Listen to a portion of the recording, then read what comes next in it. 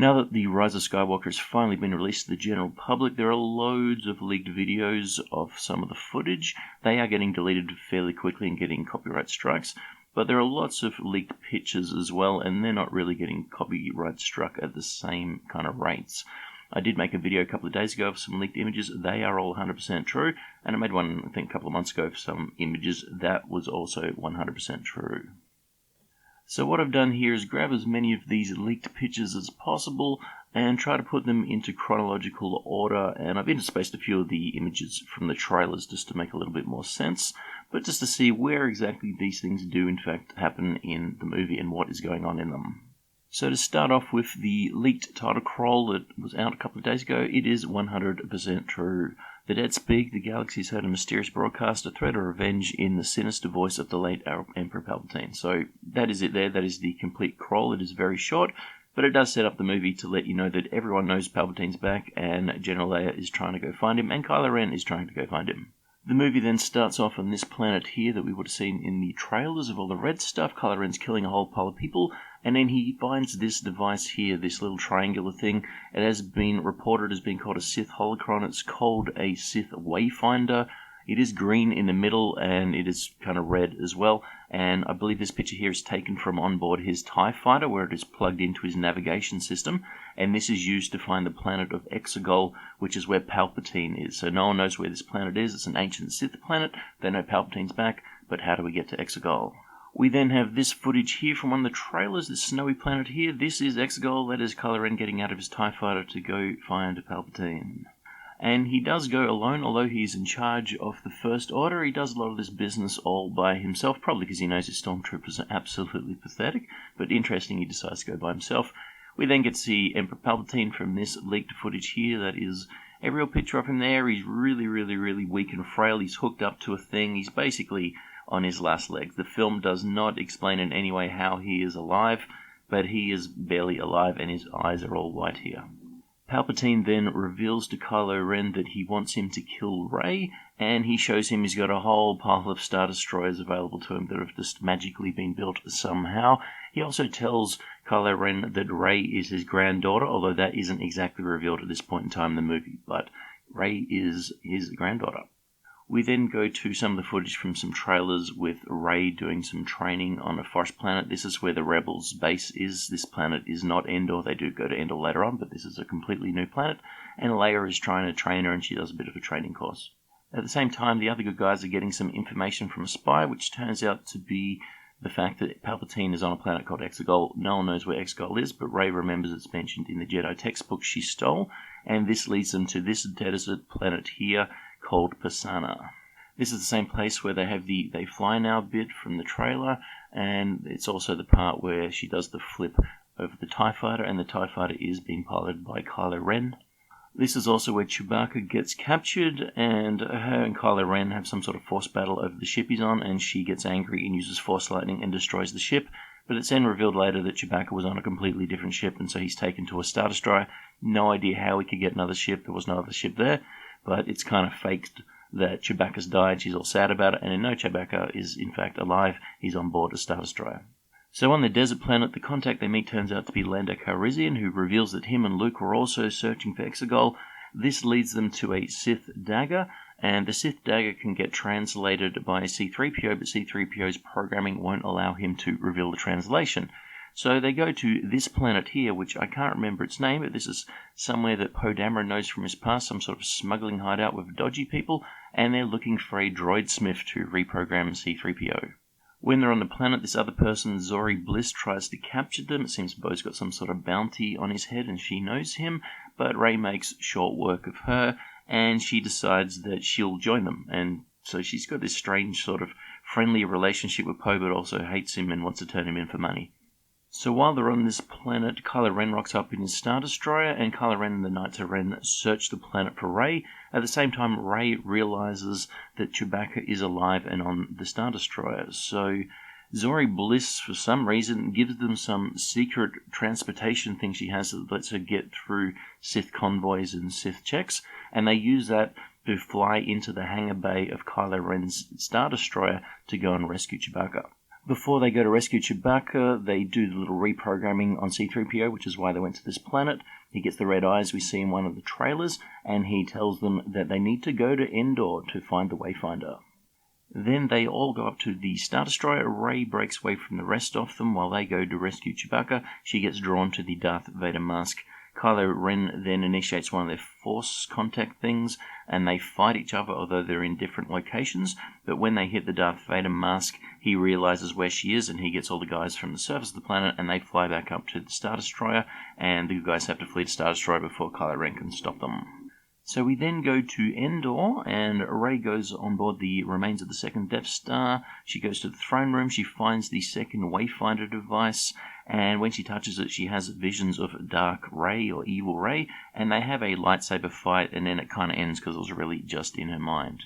Kylo Ren then turns up, and he fights Rey, but he wants to turn her to the dark side, so he is defeating her, but doesn't want to kill her. He gets the Wayfinder device off her that she just found, he crushes and destroys it, and says the only way you're fighting Palpatine is to join the dark side with me, and we'll go get him together and rule the galaxy together. He's basically got her beat. At this point in time, Princess Leia decides to do some sort of astral projection thing similar to what Luke did in The Last Jedi. She doesn't physically appear, but she appears in his mind. She calls out his name. He gets distracted, he drops his lightsaber, and Rey picks up his lightsaber and stabs him through the chest.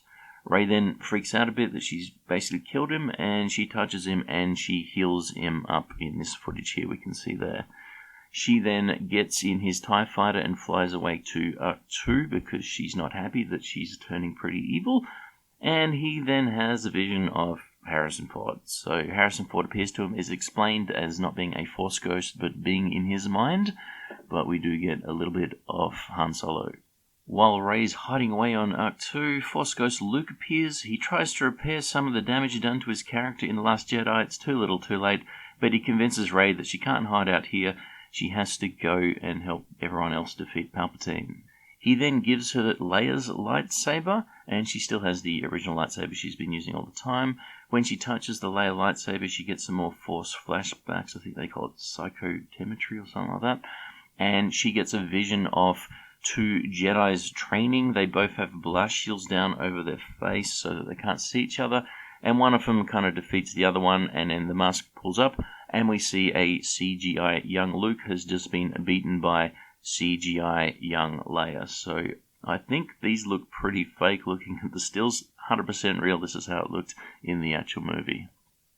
Around about here, it's revealed that all of those Star Destroyers the Emperor's built, they've all individually got a gun that can blow up a planet. They don't need to shoot collectively. One of them can blow up a planet, so there's effectively 1,000 Star Destroyers now ready to go in the galaxy. Absolutely ridiculous, but this little footage here from one of the trailers, this is one of the planets being blown up. I'm not even sure which planet it is, but they do in fact blow up one planet with one Star Destroyer. So around about now is where everyone decides they need to get to Exegol. The reconstituted Rebel fleet rocks up to fight the Star Destroyers in space or in orbit. There may be an atmosphere involved. And Kylo Ren, who's now Ben Solo, makes his way there, and so does Rey. Rey flies in Luke's Red 5. Rey uses the Force link between her and Kylo to Force teleport a lightsaber to him to help him get through the bad guys to find Palpatine. I think he gets Luke's lightsaber and she keeps Leia's, but when all the action's going on, it's pretty dark and the blades look fairly identical. So Rey and Ben confront Palpatine together, and Palpatine basically just defeats them. He sucks the Force power out of them, and they both kind of die. He pushes Kylo Ren down a hole. He says, "I'll do to you what the last Skywalker did to me." And he explains to them that he has the power of all the Sith in him, and all of the Sith that have ever died, he's basically got them, and if someone kills him, they in turn would get all of that power. Dead Rey suddenly is revived, and we hear a whole pile of voices from a lot of Jedis that we know from all of the other movies. This picture here, leaked from the credits, shows that you get Anakin Skywalker. I don't know who the second person is. Luminara Udolph. We got Ahsoka Tano. I did think I heard her voice. Aaylan Secura. I don't know who that is. Mace Windu, Obi-Wan Kenobi, and Yoda. I did not think I heard Alec Guinness's voice, but I did think I heard Ewan McGregor. But there you go. You've also got Alec Guinness listed there. So these voices are all in her head, telling her that she now has the Force of all of the dead Jedis. So we've got all the dead Jedis in her, and all of the dead Jedis in Palpatine. So she gets up, she grabs one of the lightsabers, Palpatine Force Lightnings her, and it doesn't do much. She grabs a second lightsaber and puts him in a cross shape, and it pushes the lightning back on Palpatine, and Palpatine melts and explodes and dies. It happens really, really quickly, and that is about it. And then Rey dies, I guess, from having the effort of all of the Jedi inside her body, and so she's now dead. So around about here, just when you think that is it for Rey, Ben Solo appears. He's crawled out of the hole, he got thrown down, he's 100% alive. He cradles a body, and he decides he can now do some Force healing, and he resurrects her from the dead. She sees what's happened, they get a bit of eye contact going on, they get the Reylo kiss that all the shipping people want. Half the crowd goes wild. There were a lot of people interviewing I saw very, very happy that this happened. They then share a bit of a look, he gives her a bit of a smile, and he dies from the effort of bringing her back alive. Now, I did think when that happened that now she can kill herself and bring him back alive, and then he can kill himself and bring her back alive. But no, he disappears. So his body disappears like Obi-Wan Kenobi, so he is now a Force ghost. Don't know what the story is there. How come when Rey died she didn't turn into a Force ghost? Maybe it's because she's the evil one, but Ben Solo has been 100% redeemed. He disappeared and is now a good Force ghost. We then see all of the Sith ships and the First Order ships just kind of burning up and dying. All the bad guys in the galaxy basically just die. It makes no sense at all. We get a view over Bespin, over Cloud City, and one of the big ships there is burning up. So it's not even anything to do with being around Exegol. Seems like everyone in the galaxy, every evil person just got burnt to a crisp. It's really, really bad. We then go to Tatooine for reasons. We go to the Lars homestead, and this is where we see both Luke and Leia's lightsaber. They get bundled up by Rey, and Rey buries them at the Lars homestead. She then steps out and ignites her lightsaber. This is 100% real from the movie. This is her new lightsaber hilt. It is not her staff. It is a short lightsaber hilt. It is black, and she does have an orange or a gold or a yellow blade.